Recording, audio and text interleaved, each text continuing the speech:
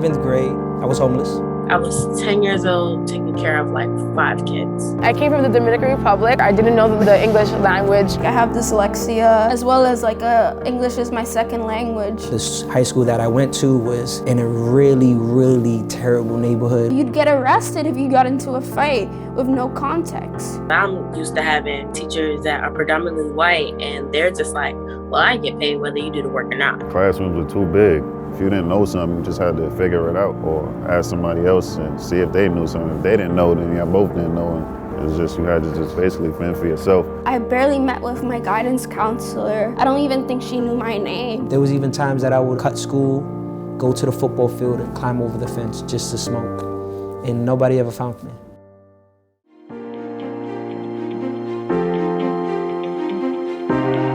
At my transfer school, I felt connected to these people and this is my safety, these people care for me. The school was so small that everybody in there knew each other. A lot of the classes had 2 teachers in the classroom. So it was a lot more help to understand what's going on. They motivate you to want to be successful. We didn't have Student of the Month, and I was like, I think we should start this. I think people would really love it, and just carried through. And we got to go see a basketball game, we got gift cards, and people were aiming to become Student of the Month. Everything that we did that was good was an accomplishment for us. Every so often, Miss Leon would order cater food. I felt energized, not only by the food, but just the energy that was there.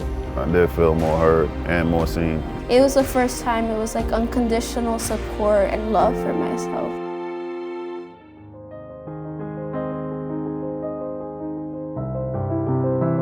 I did a lot of things. I had an internship cutting glass and making it into art pieces. I fell in love with my activism stuff and writing poetry. I still have the support of my school. When I went into Liberation in the beginning, I had a counselor immediately. And here I am, I have somebody who's telling me we're gonna set goals and plans, and you have to at least go to 2 colleges before you can graduate. I initially just went to college to be a social worker, but then I was learning about so much of sociology, and I met this really cool professor named Naomi Spence, and she's like, I know you got into Columbia to be a social worker, but this seems like something you really enjoy. You should do it. That was all I needed. I was like, okay. Took a year off and just applied to grad school, and now I'm at NYU.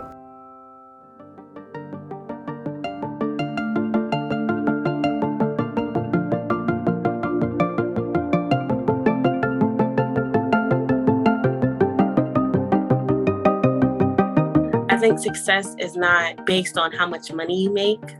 It's about how you feel. I define success as being whatever you want to be and doing whatever you want to do when you want to do it. Success to me is what you make it and not what others tell you to do with it. I think where I'm at right now is what I wanted as a child. Having stability, having a family, and being loved.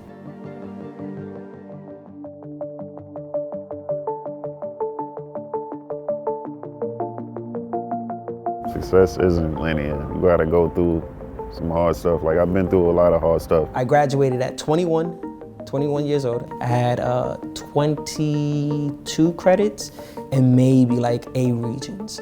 So any other school wasn't gonna take me. It doesn't matter if I learned how to ace mathematics. It matters that I was able to learn throughout my journey to critically think while going back to my school.